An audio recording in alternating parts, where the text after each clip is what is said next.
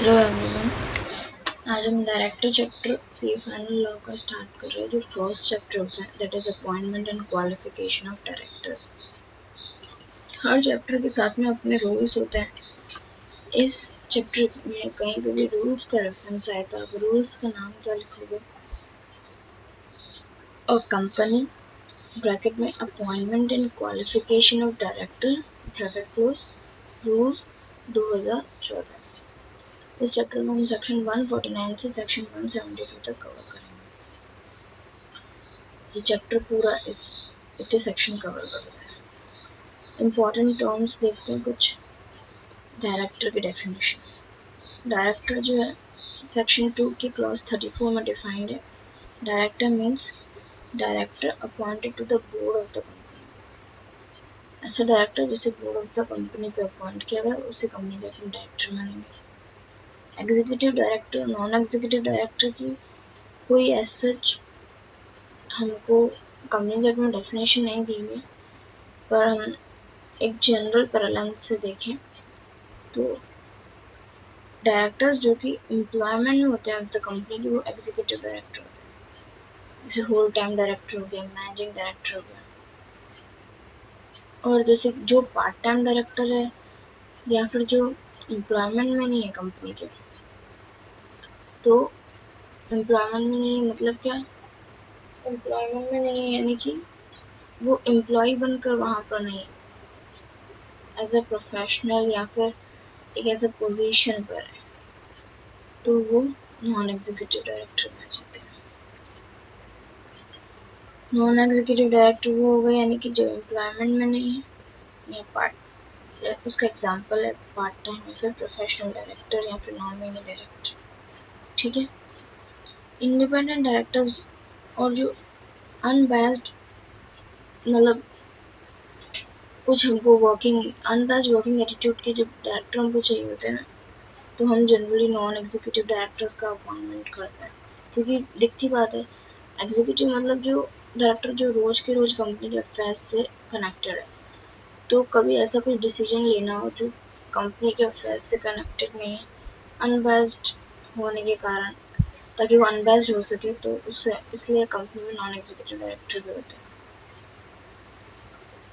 Company के पास अब board of directors होना चाहिए, ये उसमें लिखा है कंपनीज एक्ट में कि कंपनी के बोर्ड ऑफ डायरेक्टर्स होना जरूरी है। फिर उसके बाद क्या बोलते हैं? Board of directors shell consist of individuals only. Starting में जो ये मैं कुछ दे रही हूँ इन्फो, ये एक्चुअली एग्जाम पर्पज से नहीं है, पर क्योंकि स्टडी मैट में इनका कुछ रेफरेंस दिया हुआ है, तो जो उसमें से मेन चीज़ें लगी हुई वो मैं बता रही हूँ। इस डायरेक्टर की डेफिनेशन हो गई, डायरेक्टर नॉन एग्जीक्यूटिव हो गए, फिर हर कंपनी का बोर्ड ऑफ डायरेक्टर अपॉइंट करना चाहिए। फिर बोर्ड ऑफ डायरेक्टर्स पे केवल इंडिविजुअल्स ही अपॉइंट हो सकते हैं। Board shall consist of individuals only, यानी कि no body corporate association firm LLP shall be appointed as directors। ठीक है। डायरेक्टर्स जनरली वो होते हैं जिनके पास मैनेजमेंट या कंट्रोल होता है कंपनी का, और बोर्ड ऑफ डायरेक्टर्स क्या हो गई? एक सुप्रीम अथॉरिटी हो गई, having the management and controls of company. ये एंटाइटल्ड होते हैं सारे के सारे पावर्स जो कंपनी के पास होते हैं उसको एक्सरसाइज करने के लिए।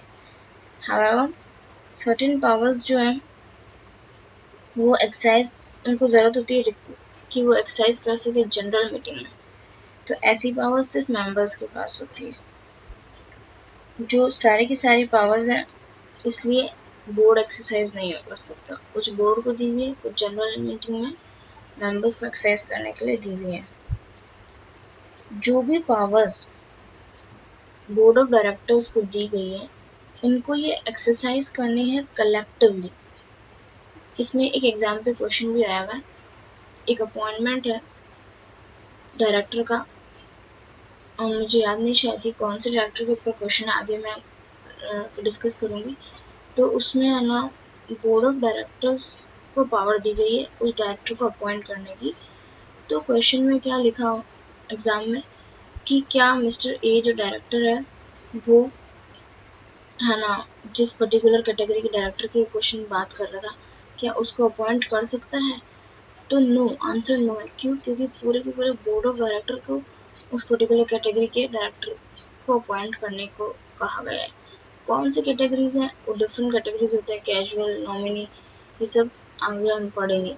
तो हर एक डायरेक्टर्स को अपॉइंट करने की पावर्स अलग अलग तरीके से दी गई है। किसको दी गई है तो वो अपन आगे डिस्कस कर लेंगे। मतलब ये है कि क्वेश्चन अगर आए कि जहाँ पे अगर सेक्शन में पावर बीओडी को दी गई और क्वेश्चन पूछे क्या सिंगल डायरेक्टर उस कैटेगरी के डायरेक्टर को अपॉइंट कर सकता है जिसकी पावर बीओडी को दी गई है, तो बोलेंगे नहीं, because power shall vest with the board of directors, not with the single director. ठीक है। फिर उसके बाद क्या, एन इंडिविजुअल डायरेक्टर के पास अथॉरिटी नहीं है, जो मैं आपको समझा चुकी हूँ, जब तक कि उसको या तो एक्ट ऑथराइज नहीं कर दे या फिर कोई रेजोल्यूशन जो मेंबर्स पास कर दे, वो अगर ऐसा कुछ उनको ऑथराइज करता है तो मतलब है ना, एक सिंगल डायरेक्टर भी कुछ ऐसी पावर्स हैं जो बीओडी को दी हुई है, पर एक्ट या मेंबर के रेजोल्यूशन कुछ ऐसा पास हो जाता है तो वो कर सकता है। ठीक है। ये 5-6 मिनट मैंने जनरल इंट्रोडक्शन दिया, इसको लर्न करने के लिए यहाँ पता होना चाहिए। ठीक है। अब आता है सेक्शन 149 सब सेक्शन 1 पे। ये किस बारे में? मिनिमम नंबर ऑफ डायरेक्टर्स के बारे में। कितने मिनिमम डायरेक्टर्स ऑफ अपॉइंट करना होते कंपनी को? Every public company shall have to appoint minimum number of 3 directors. Every private company shall have to appoint minimum number of 2 directors. Every OPC, that is one person company, is required to appoint 1 director. यानी कि public 3, private 2, OPC 1। Maximum number of directors कितने appoint हो सकते हैं company में? 15। Company क्या कर सकती है? बाय इट्स आर्टिकल प्रोवाइड कर सकती है higher number of minimum number of directors. However, अगर आर्टिकल प्रोवाइड करते हैं lower number of director as described in statute, that is यहाँ पे स्टैट्यूट कौन सा है? कंपनीज एक्ट 2013, देन सच जो उन्होंने प्रोविजन बनाया शैल बी वॉइड। ठीक है। अब सेक्शन 149 सब सेक्शन 1 जो है इसका एक प्रोविजो है। क्या प्रोविजो है ये? कंपनी अपॉइंट कर सकती है मोर देन 15 डायरेक्टर्स। अभी अपने देखा ना मैक्सिमम नंबर ऑफ डायरेक्टर्स कितने हैं? 15। तो ये बोल रहा है कंपनी अपॉइंट कर सकती है मोर than 15 directors after passing the special resolution, अगर वो स्पेशल रेजोल्यूशन पास कर ले तो। अब ये जो मोर देन 15 डायरेक्टर्स अपॉइंट नहीं कर सकते, दैट इज मैक्सिमम 15 डायरेक्टर, और ये जो प्रोविजो आ गया क्या कि अपॉइंट कर सकते हो बाय पासिंग एसआर 15 से ज़्यादा भी, ये दोनों ही बातें दो कंपनीज पे एप्लीकेबल नहीं होती। गवर्नमेंट कंपनी, सेक्शन 8 कंपनी, यानी कि वो अपॉइंट कर सकते हैं मोर than 15 directors without passing SR, provided that such company has not committed any default in filing of its financial statement with the ROC under section 137 or filing of annual return under section 92।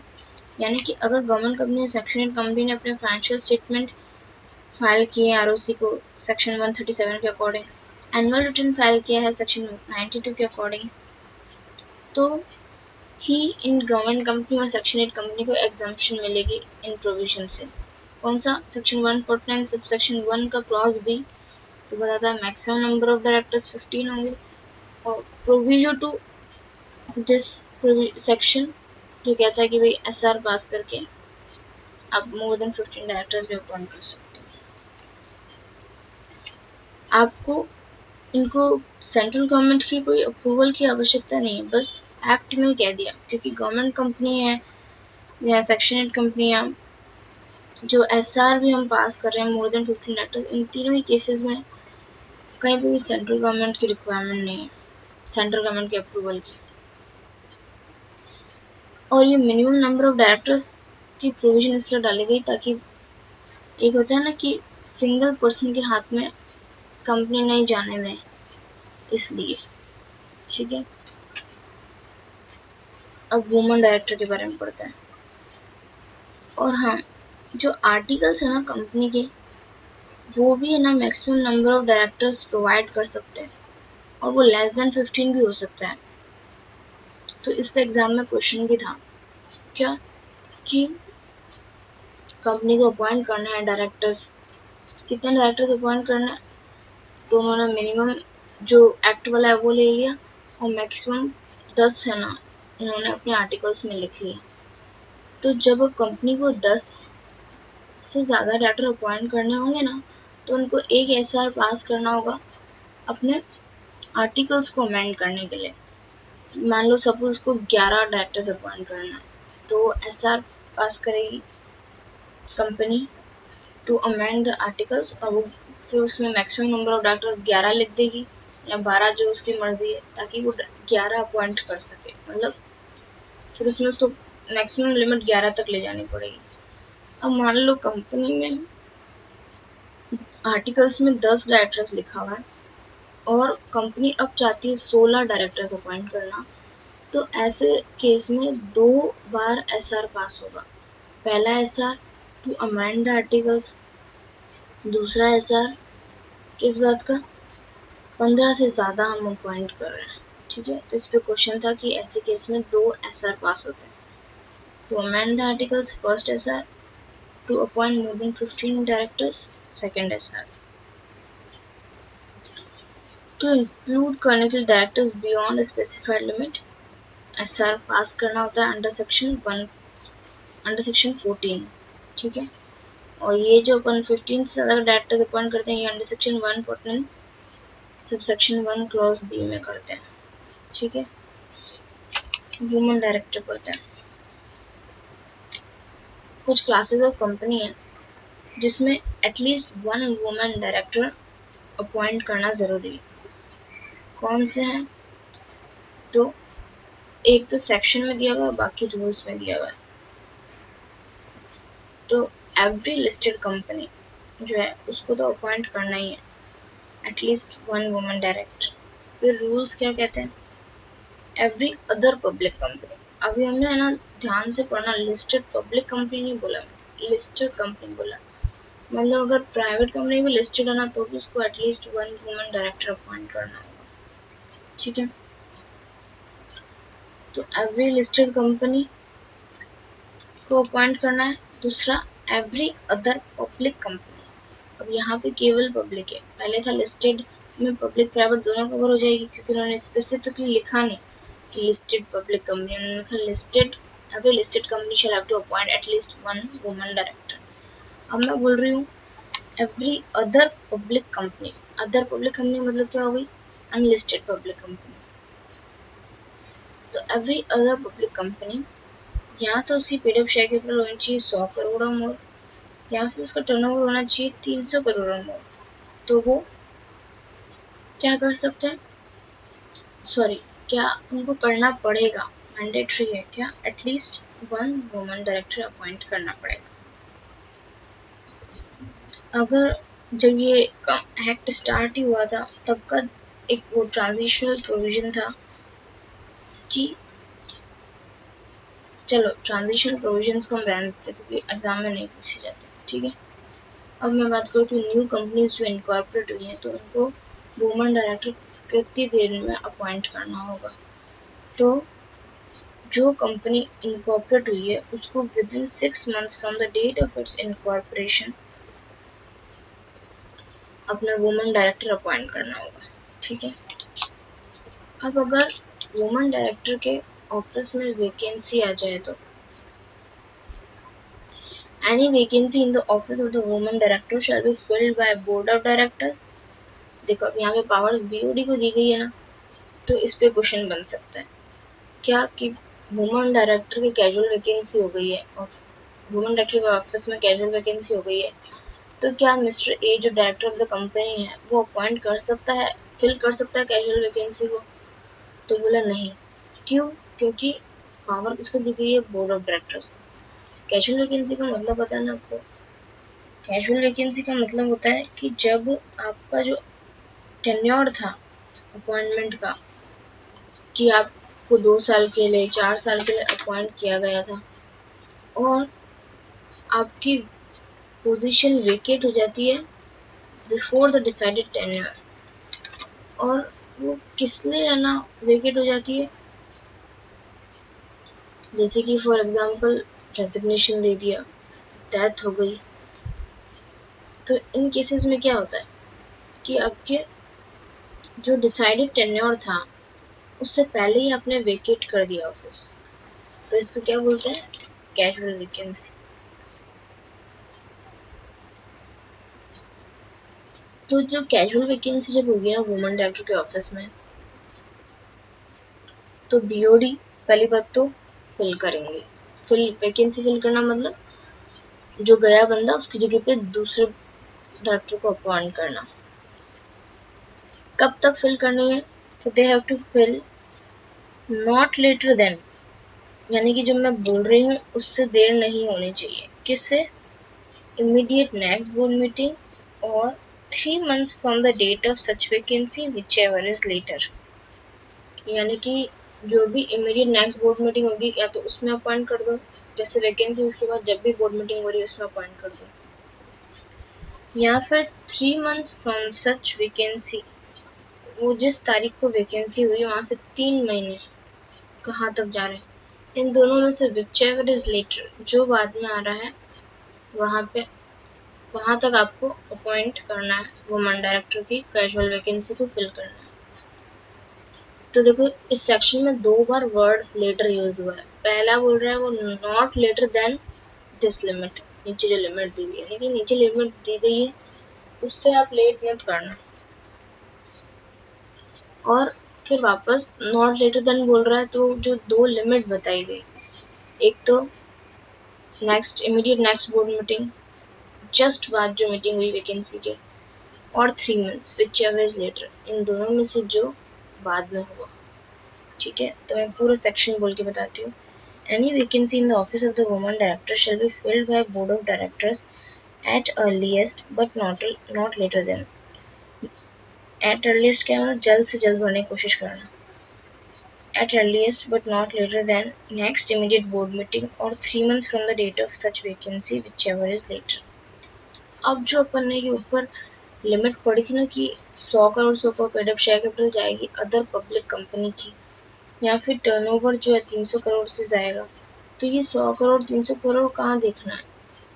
तो जो immediate last जो उनकी audited financial statement होंगे ना, यानी कि latest audited financial statement जो भी आपके उसमें देखनी है कि वहाँ पे कितनी पेड शेयर कैपिटल थी, वहाँ पे कितने टर्नओवर था। ठीक है, तो ये हो गया वुमन डायरेक्टर की वैकेंसी और उसका मेन सेक्शन।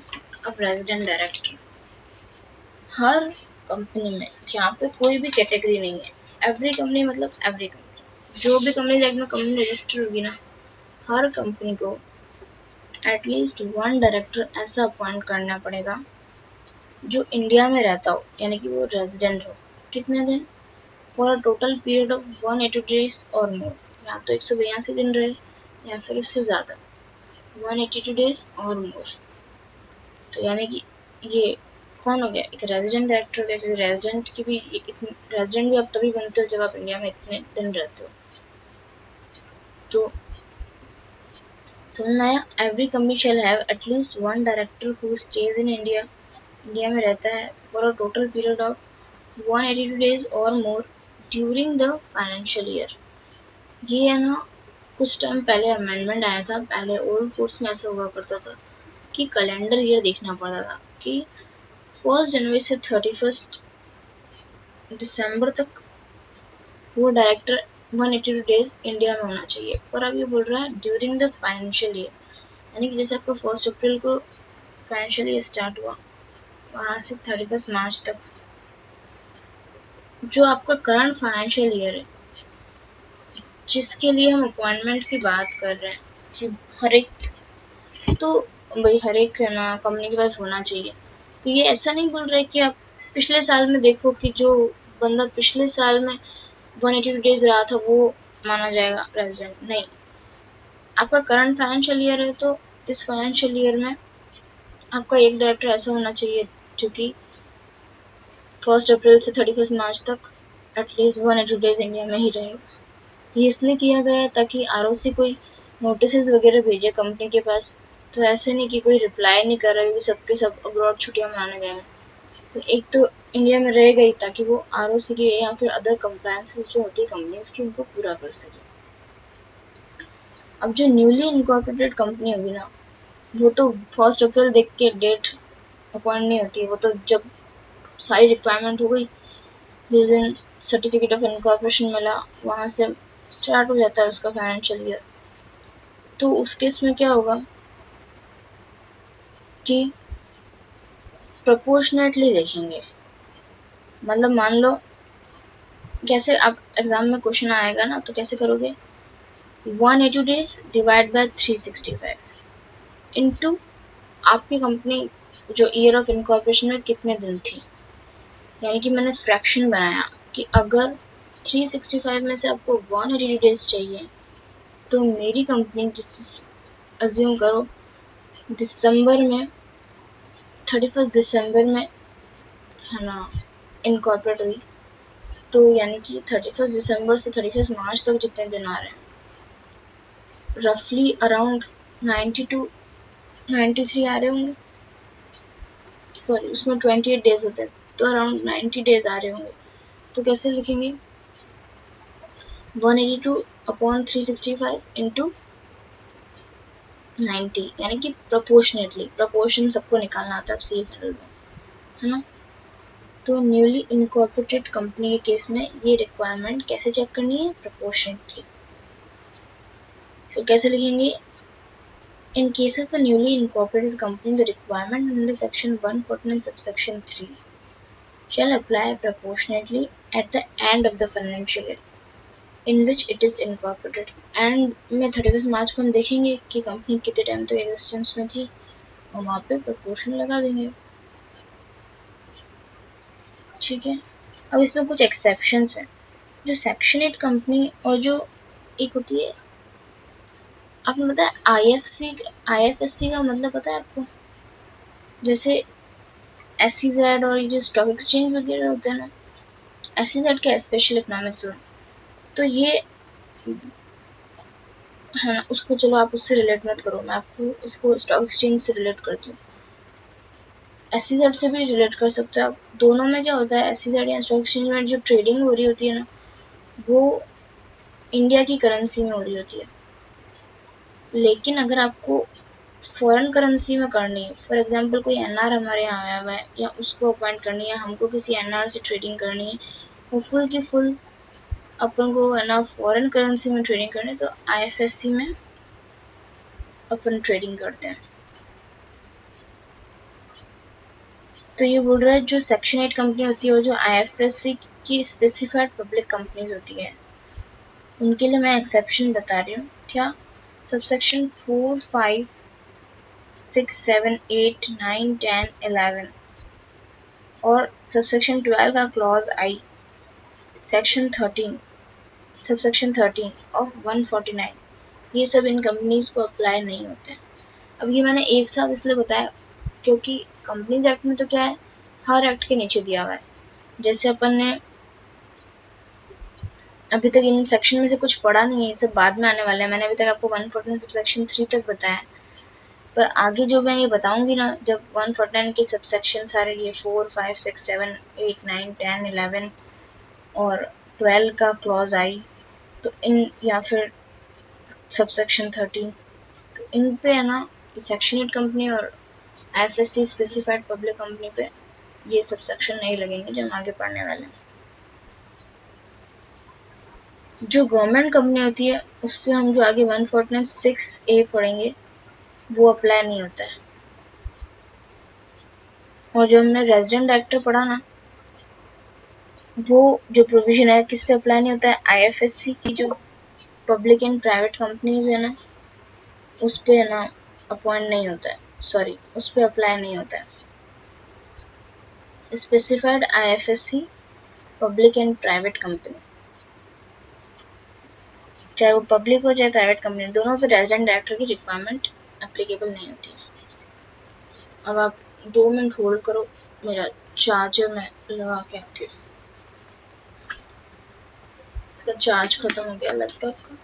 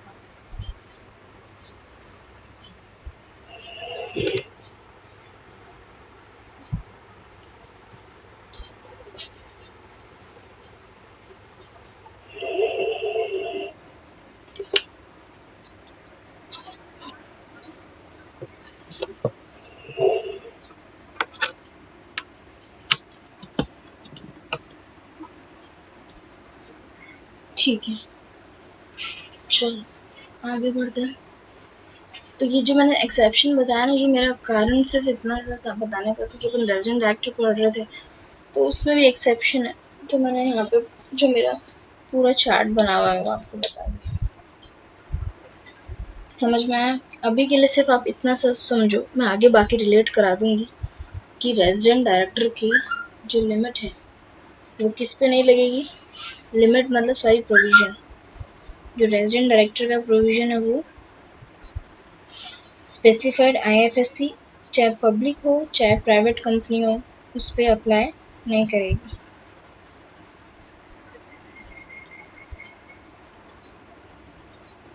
हाँ, आगे बढ़ते हैं। इंडिपेंडेंट डायरेक्टर,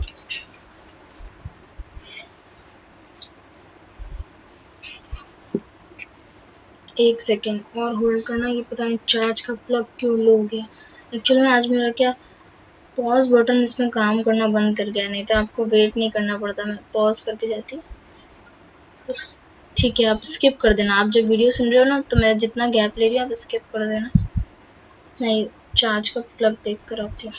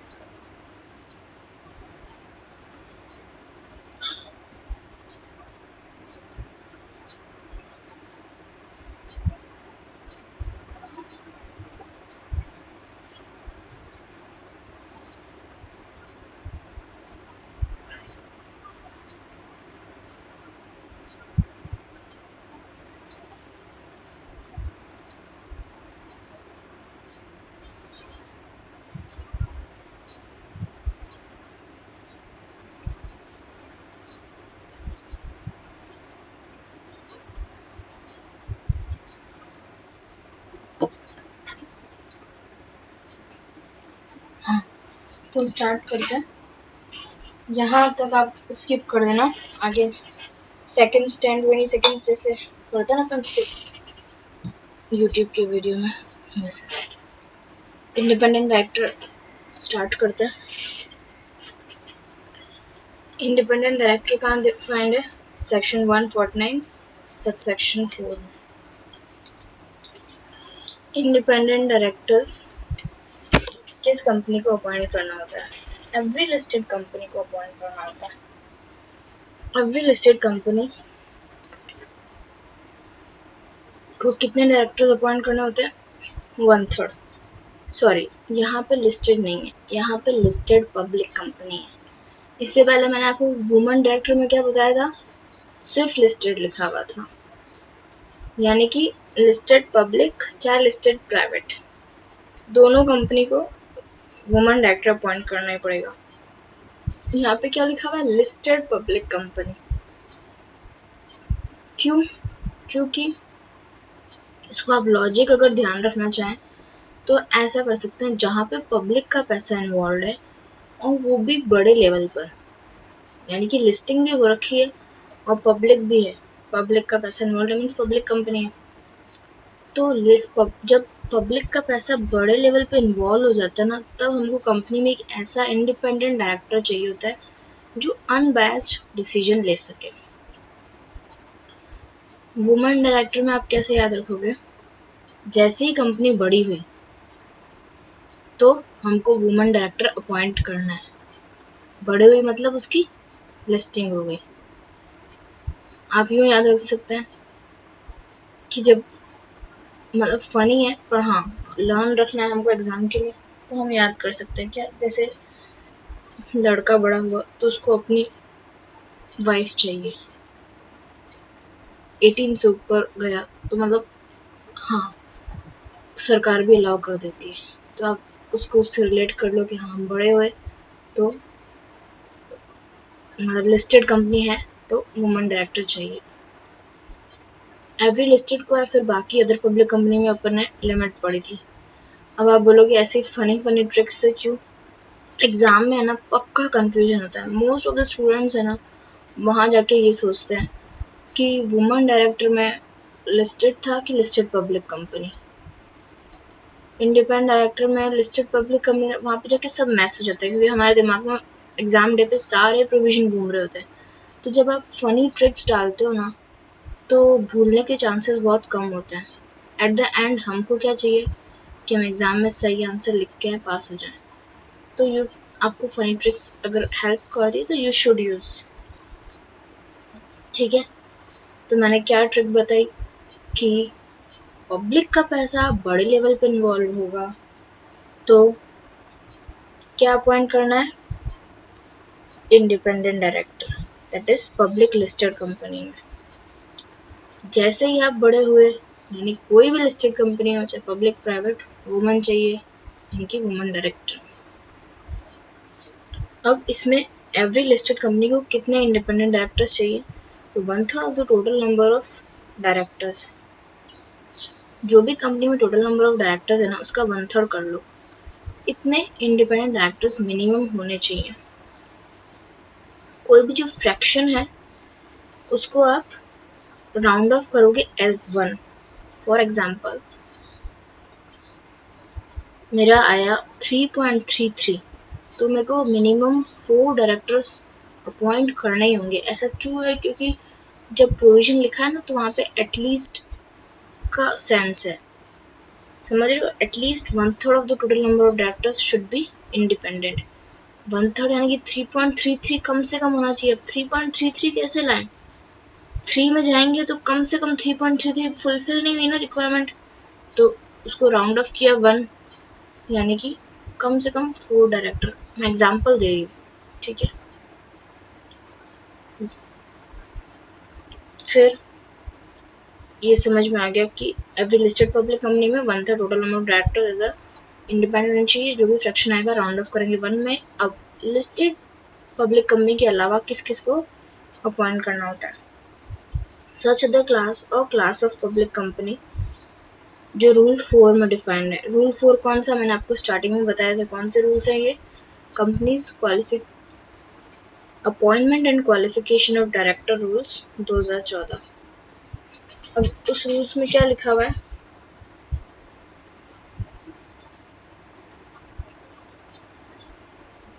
वो पब्लिक कंपनी जिसमें पेड अप शेयर कैपिटल कितनी है 10 करोड़ और मोर, या फिर वो पब्लिक कंपनी जिसमें टर्नओवर कितना है 100 करोड़ और मोर, या फिर आउटस्टैंडिंग जो लोन्स डिबेंचर डिपॉजिट्स हैं वो एक्सीडिंग है 50 करोड़। यहाँ पे बात ध्यान रखने वाली क्या है, जो मैंने 10 और 100 बोला, 10 paid up share capital 100 turnover, उसमें इक्वल टू भी है मोर देन भी है, यानी 10 करोड़ भी हुआ ना तो भी रिक्वायरमेंट है, आपको अपॉइंट करना पड़ेगा। 100 करोड़ भी हुआ तो भी रिक्वायरमेंट है। लेकिन जो बोरोइंग्स है ना उसमें क्या है, एक्सीडिंग 50 करोड़ जाएगा तो ही रिक्वायरमेंट है, एग्जैक्ट 50 करोड़ पे रिक्वायरमेंट नहीं है। उसमें क्या क्या कवर है, लोन्स हो गए, डिबेंचर हो गए, डिपॉजिट हो गए। ये अगर किसी कंपनी के 50 करोड़ से ज़्यादा के आउटस्टैंडिंग है, किसी पब्लिक कंपनी के, तो आपको इंडिपेंडेंट डायरेक्टर अपॉइंट करना पड़ेगा। ठीक है,